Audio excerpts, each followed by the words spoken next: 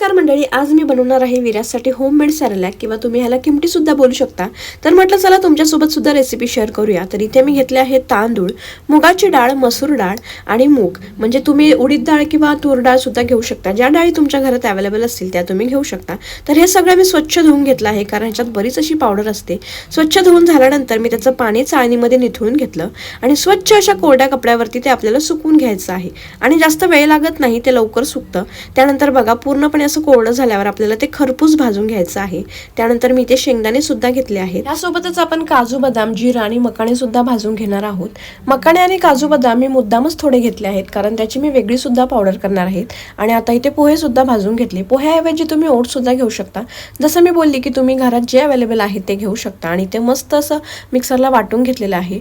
आणि वाटून झाल्यानंतर त्याचं मस्त असं खरपूस सुगंध येत होता, जे तुम्ही एअरटाईट डब्यामध्ये स्टोर करून ठेवू शकता. आणि इथे बघा किती सुंदर असं टेक्स्चर आलं आहे. हे सॅरलॅक ट्रॅव्हल फ्रेंडली तर आहेच, पण तुम्ही हे 6 महिन्याच्या बाळापासून ते 2 वर्षापर्यंत देऊ शकता.